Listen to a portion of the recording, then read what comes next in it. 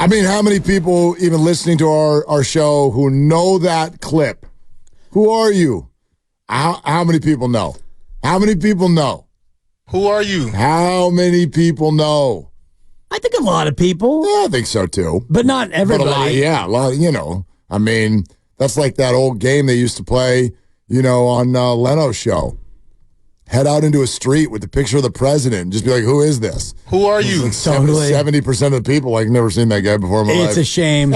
But, I mean, that's where we are. Once upon a time, Kevin Durant asked that question to the great Ethan Strauss, House of Strauss, and here he is on Willard and Dibs. So I guess I'll ask you right now, who are you? I'd say that's one of the nicer things he said to me towards the end there. It definitely got a little bit heated. Who am I? Ooh, that's a tough question for an elevator pitch. I'm just a former sports writer, former NBA beat reporter schlub who was lucky enough to be around the Warriors during their dynastic run, who now has a Substack where I tell some of the secrets that people say in media, among the media, that they don't necessarily say out loud, and I charge money for it at House of Strauss. That's who I am. And a farmer's market aficionado, according to my sources. I was about to say, if Willard's getting paid $19 an hour, he might want to ask some questions, because Dibs is at a very fancy farmer's market, according to my sources, from what I have seen. He's doing pretty well for himself. That's old money versus new money, Ethan. That's what happens. That's what happens, man, all right, so if he asked you, who are you once upon a time, do you want him to ask again? Do you want him back? Look, in a way, he sort of addresses a need for them. I think you really want to simplify. When a team comes up short, there is all this, blow it all up, start over. They're not in that position. They've got 2 years on this Steve Kerr deal. Probably got 2 years left of Steph Curry, or around there, of being Steph, or at least being in this situation, so you want to maximize it. Everything, I think, has to be devoted to getting Steph help offensively. That is their main issue. We can talk about Clay. We can talk about how he went 3 of 29 in his last 2 elimination games. We can talk about Draymond and the antics, but I think that's the most important thing to do, is to find a guy to take some of the offensive creation load. Durant's not ideal for that, but he would at least do it somewhat. I just don't see it as realistic that they could get him. And that's to say nothing of the culture fit and everything else. You might want a name that's not as sexy, not as splashy. If you can make the salaries work, maybe a DeJounte Murray, something like that, I think could go a long way. Because, and I know I'm monologuing for a while here, my main message would be this. They're weirdly not far away. They're far away from the Nuggets, but they're not far away from whatever is after the Nuggets. And I think for the last 2 years of this situation, that's not ideal, but it's certainly not blow up the team territory. They're within striking distance. Are they as close to the bottom as they are to striking distance? And Ethan, I look at their record against the top 6 last year, and it was putrid. And yet Steph talks about how they were 3 wins away from being the 6. Is it realistic to think that with the majority of this cast returning and a couple of fringe additions, that this team can actually be a player in the Western Conference? I don't think it's ridiculous. I think they've got to make a move. I believe they were 4th in point differential in the Western Conference. So, yeah, it looks bad that they finished 10th. And, yes, they had very frustrating games.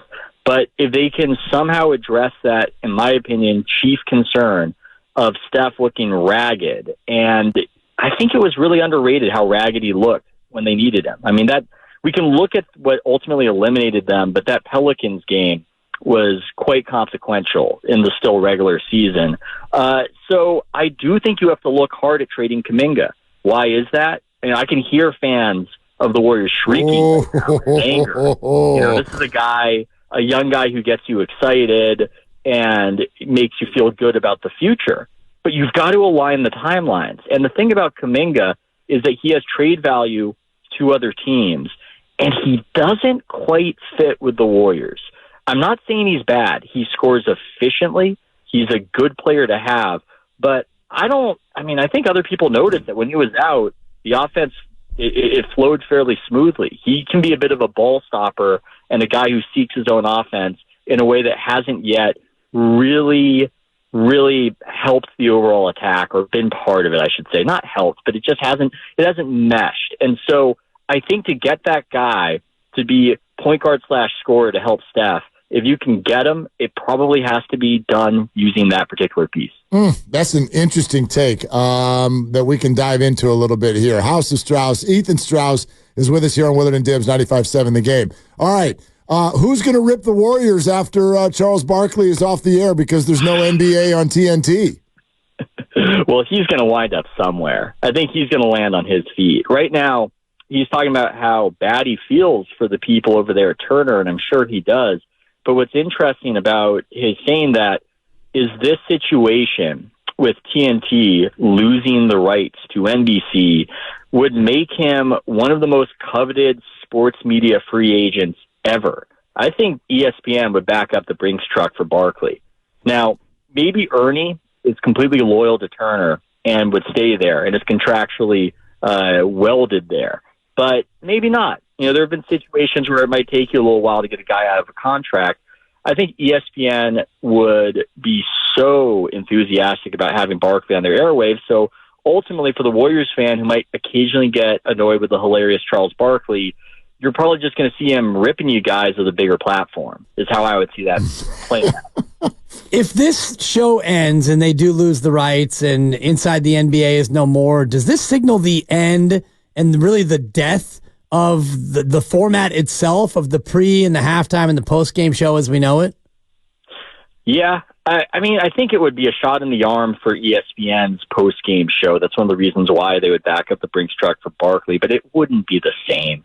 Part of why this works so well at Turner is the same reason that they're going to potentially lose these rights.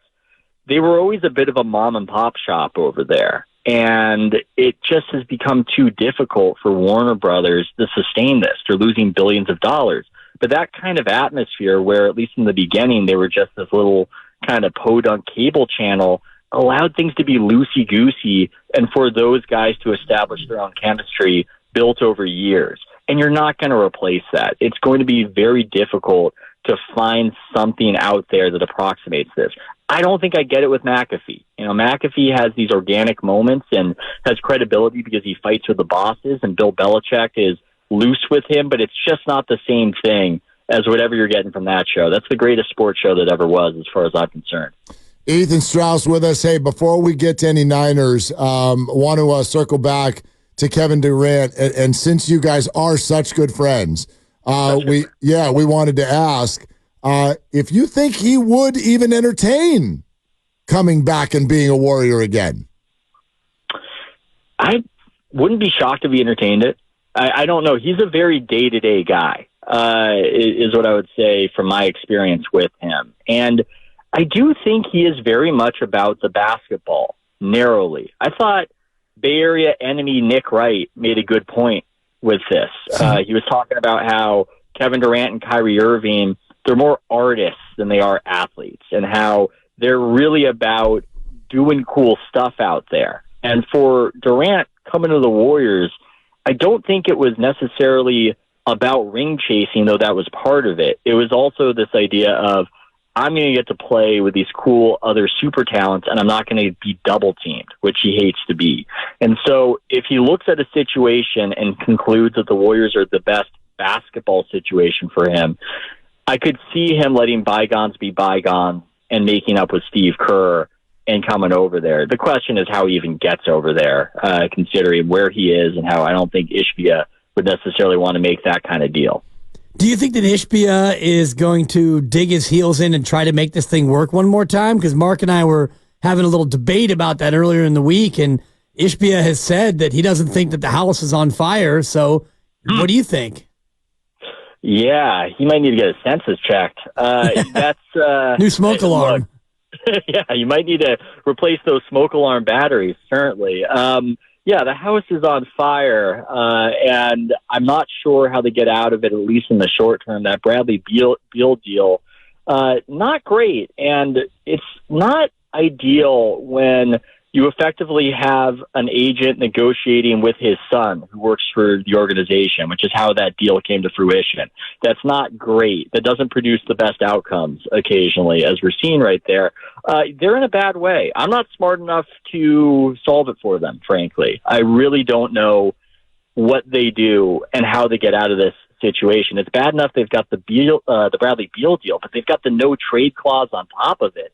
It's just bad. It's really bad, and it's a reminder that even if Sarver was a bad owner, and before that, if Sterling was worse than a bad owner, it's difficult when a team is built and established and you give it to a new guy who's hungry to do a lot of stuff to it.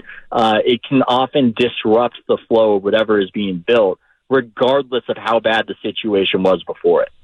Ethan, you and I had a phone conversation about this many months ago, and I don't think that a damn thing has changed. I don't know if it ever will. I want to know what you think. Do you think the conversation around Brock Purdy is ever going to change? Well, first of all, I don't want to screw up your show and hijack it, but I was listening, and you teased some aggravating conversation about him on the internet. And I like to be aggravated. I like to be angry. Could you possibly, and I don't want to screw up your show, but I'm too curious, what is the conversation happening now? There are two pieces of audio. I will play both of them for you. One of them is from this station. Spike Eskin, he is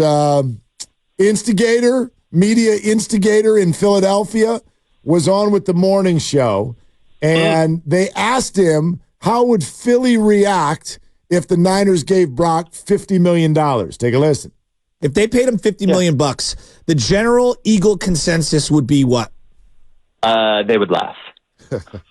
They would laugh. I mean, they would do the same thing as when the Giants paid Daniel Jones $40 million. Wow. I mean, come on. He's better than Daniel Jones, though, but, like, come on. I don't know. Is he really, though? Yes, he is. Yes, come on, man. Come on. He's one high-level game. Daniel Jones. You see Daniel Jones. I mean, he threw like 16 touchdown passes in his best season. Daniel Jones. That's Daniel Jones won a playoff game by himself, basically. Brock Purdy never has.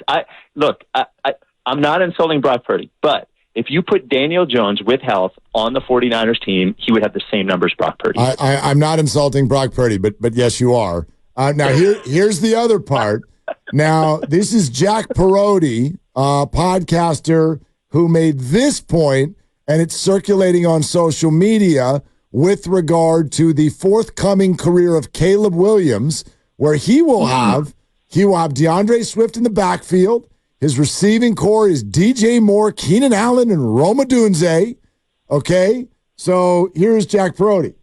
Caleb Williams is a system quarterback already. And I'm going to say that, because if we look at all the weapons that the Bears have given Caleb Williams already, right? You said they have the best wide receiver trio in the league, right? You gave him DeAndre Swift, a good running back to pair with the other guys that they've had the last couple of years. If Caleb Williams goes out and goes crazy, goes ballistic, has a year with over 4,000 passing yards, almost like 30 touchdowns, something like that, leads the league in QBR or passer rating, something like that, right? When we call him a system quarterback, because that's exactly what we do to Brock Purdy. The difference between the two is that Brock Purdy was the last pick in the draft and Caleb Williams is the first. And I guarantee you, when Caleb Williams goes absolutely bananas, we're going to make it seem like he's the greatest quarterback prospect. Oh my God, this guy's so good. Like, he is a generational, he's changing the game, all this. But we gave him the best situation we've ever seen a rookie go into. Meanwhile, Brock with all his weapons and Joe Burrow with all his weapons, mostly Brock. Let's stick to Brock. Everyone and their mom, when Brock Purdy puts up an MVP stat-like season, they want to just say, oh, it's the system. It's the players around him. It's all this, that. All right, if you're going to say that because of all the talent around him, you better say it for Caleb Williams too, because if not, that's and you're picking and choosing, and it only depends on where they were drafted. All right, so clean it up, Perotti. Perotti's got a potty mouth Perotti podcast. That's him. But those are the 2 points that I would like to lay out on a platter for your commentary. Whew. Well, first of all, I'm so sorry to the Bay Area, because I feel as though, because I am friends with Spike Eskin and have texted with him about Brock Purdy, that I have almost fueled more anti-Purdyism in him, and it's ultimately come to fruition. And Spike has a wonderful talent for needling. He is very good at it in a subtle way that he does it. Now, do I agree with him? Of course I don't. And I would like to popularize the following. I think quarterbacks tend to be what they are. I think we're doing something very strange with Purdy, and it's on the basis of the term you coined, this draftism, where because we didn't expect it, we are now inventing this new way of thinking about the position that is more dependent on the weapons around you and your coaching than I think we've typically viewed the position. And why? Why have we viewed it in the way we have for so long? It's because we almost never see a quarterback who once was bad magically become amazing in a different situation. It happens once a decade. I went through it. I wrote about it. You have a Geno Smith scenario happen once a decade. Quarterbacks, at least statistically, tend to be who they are. They win or lose more based on the talent around them and the defense. But as far as their production is concerned, Drew Brees, he had LaDainian Tomlinson, looked great. Drew Brees, when he went to a new team, great. I mean, even better as he came into his prime, of course. Same with Phil Rivers. That's my San Diego experience talking. But quarterbacks, production-wise, tend to be who they are. I think it's the same with Brock Purdy, and I think people just have to get used to the fact that he's doing what he's doing, as resistant as they are to it. He is doing what he's doing, and when we do this thing of it's Shanahan, blah, blah, blah, blah, blah, blah, we're almost missing the point of sports. The point is actually that Shanahan and Purdy complement each other well and are something of a mind meld. It's working out beautifully, and I think it's just a great thing, and we don't have to overanalyze it as so many people are doing. Yeah, and I think the greatest point you made there is it's the nature of sports, and no matter what happens, your career is measured by what you actually do. And so to hold it against Brock Purdy for having a really good coach and really good talent around him, as opposed to if he was a Carolina Panther, like we think a certain thing about Bryce Young, we don't know if Bryce Young is very good yet because the cast around him and the coaching staff has been so bad. Yeah, but the point I would make is that even if whatever is around you matters, I think we're over-indexing it in response to this guy surprising us. And it's just, I think what has to happen, to give a pep talk to Bay Area fans who are partial to Purdy, in a way, I think we almost give too much credence to the counter-arguments. And Bay Area enemy Nick Wright, for instance, he does have a point when he says the Purdy lovers, when he tries to hold them to a position and get them to say top five, they always back away, validating his perspective. I think it's time to start embracing top five if he keeps doing this. It's time to go, why are we giving charity to these quarterbacks who aren't doing as well statistically? Why do we give them more credit for not producing as much? Because as much as we can say about the weapons Brock Purdy's surrounded with, what did we just see when the Niners were trying to trade those weapons? Could they get any first-round picks for them? It didn't look like they could. That's a good point. So what are we really talking about here? I think you'll understand the comp when I ask, and it's a good day to ask it. Is Jaylen Brunson a star? I say so. Yeah, second round pick. Second round pick. Yeah. You know, we do it in the NBA just like we do it in the NFL. If we didn't expect you, you're going to have to do it for a whole lot longer for us to treat what you're doing as legitimate. But yeah, if I see Brunson producing like a star, I'm not going to care about where he was drafted and say, oh, well, athletically he's this or that. He's doing what he's doing, and that's good enough for me. All right, how do you see 49er wide receiver room playing out over the next year or so after what just happened in the draft? I mean, it's exciting. Obviously they cannot sustain all of these guys in the same room in perpetuity.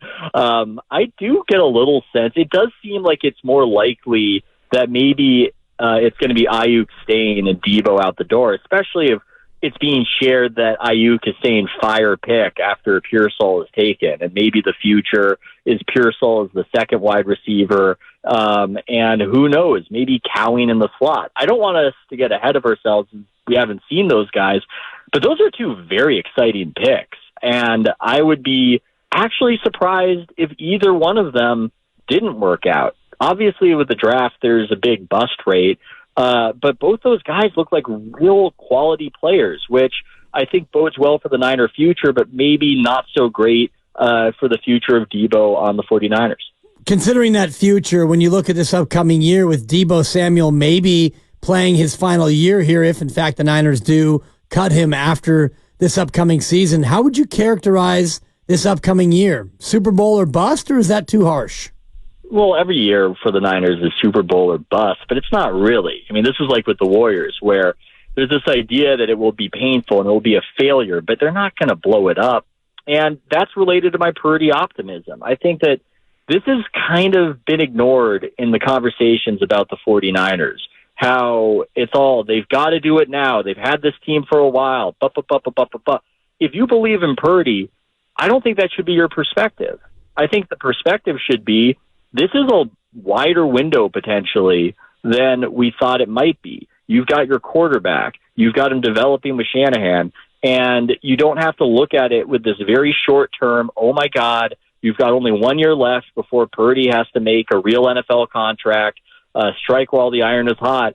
I think you can relax a little bit and look at the team as a team that is maybe going to move some of those guys from the era we're familiar with and go towards a future. But if you have your quarterback, that's the most important thing when it comes to competing for Super Bowls, and maybe be as optimistic as Brock is, because when he was asked about how he'd play in the Super Bowl, he said, when I get back there, I'll play different. He didn't really say it as if I'm lucky enough to do it. It was that cool confidence, and I'm willing to believe in that.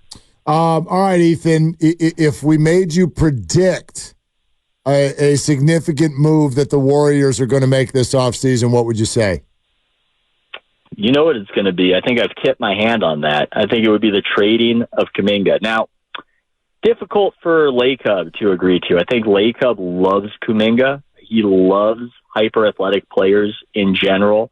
So I think that would require some arm twisting. So I'm not saying watch out for it, it's imminent. But to me, that would be the obvious, if painful, move they would have to make. And it nets you what? I mean, I think you would have to look at the market. Again, I would have to take out the abacus and figure out how the second apron works. Right. But you might want to go with the DeJounte Murray type.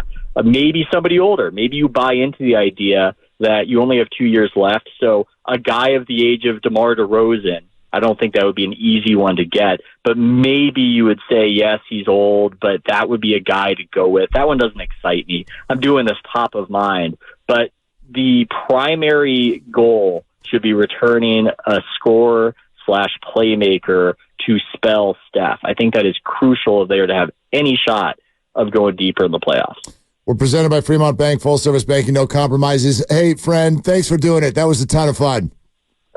Anytime, guys. Love the show. All right, there it is. Ethan Strauss, House of Strauss.